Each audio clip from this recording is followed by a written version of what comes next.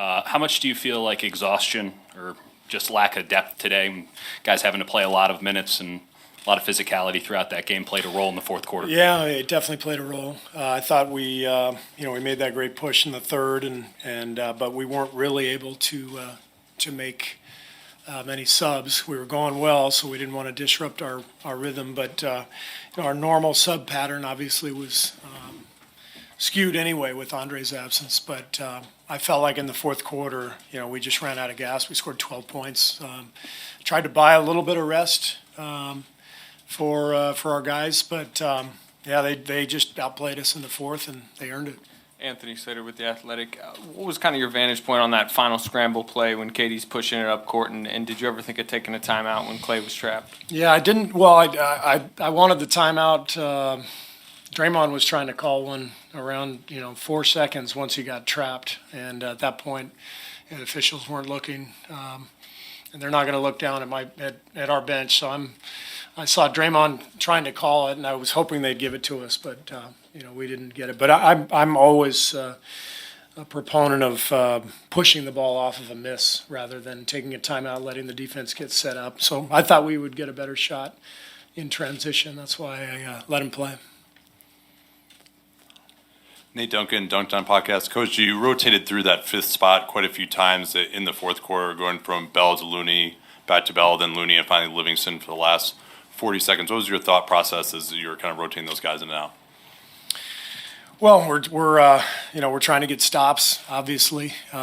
Biggest thing is, get a defensive stop, and then we can run. And so Looney and Jordan Bell are our most mobile bigs, along with Draymond. So we were kind of going back and forth between the two of them so that we could continue to get stops, but we just couldn't score at the other end.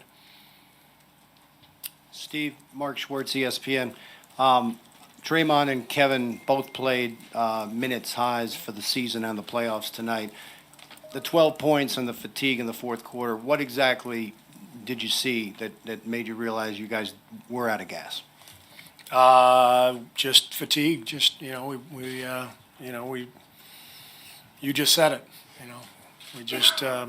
We scored 12 points, so it's not like we were getting great shots either.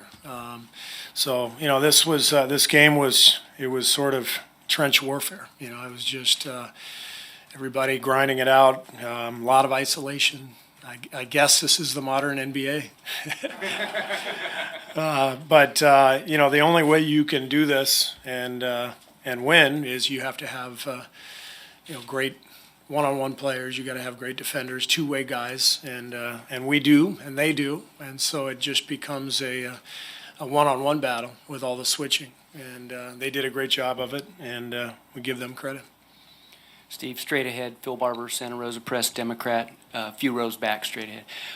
You've referred to Iguodala as your babysitter. Were there some times tonight when you could have used his stabilizing influence on the court? Oh, of course, but he didn't play, so it didn't matter.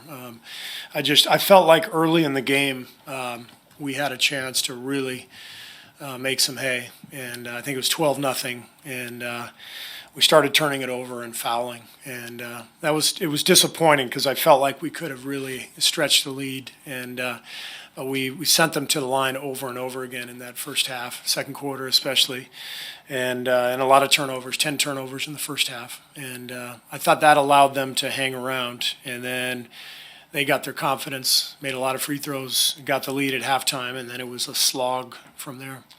Steve, Mark Medina, Bay Area News Group. Regarding the fatigue theme, how much do you think that also applied to Steph's disparity with his shooting in the third and the fourth? I don't know. I mean, it's tough out there. I mean, they shot 39%. We shot 39%. So it's not like in a game like that, anybody was out there lighting it up. Chris Paul hit some big ones, obviously, in the fourth quarter. But we did some good things defensively. We got to do better offensively. Steve, Tim Kawakami, The Athletic, over here. You did play Steph, Kevin, Clay and Draymond the entire third quarter. He said they were going well. Did you know when they were doing it, what am I going to do in the fourth quarter here when you're playing all those guys? Yeah, we knew we were just going to try to buy 2 minutes each for Kevin and Steph and Clay.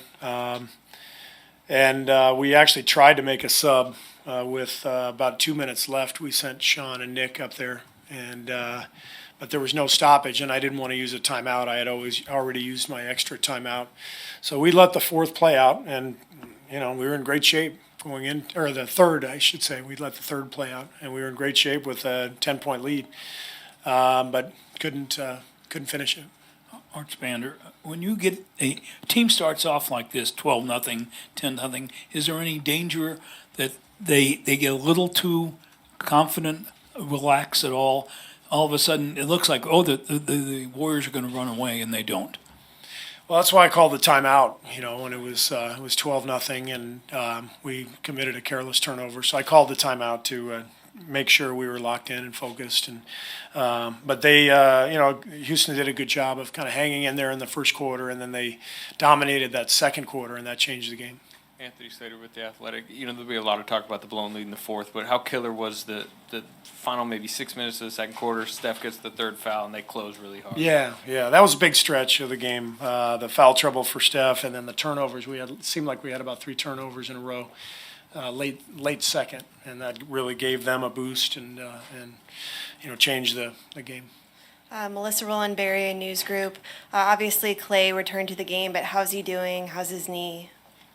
I think he's okay. I haven't talked to him since the game ended, but he came back out and battled, and he was fighting out there. Mark Spears, the undefeated. Steve, what do you think about the focus overall in a game? And is this one of those things where you look back at the film and kick yourself about a lot of plays? I haven't watched the film yet. I'm sure we will look at the film and kick ourselves, but. Look, this is a great team we're playing. They won 65 games for a reason, and they played a great game. Their defense and their physicality made a difference, and they deserve the credit, and we got to turn around and try to play better next game. Monty Poole, NBC Sports Bay Area. Steve, you just mentioned their defense and their physicality. Was it that much different tonight than it was in the first 3 games? Because it looked like they really ramped it up. Yeah, they did. They got better defensively, I thought. They fought and scrambled every play. That's why I'm praising their defense. I'm praising them for their effort.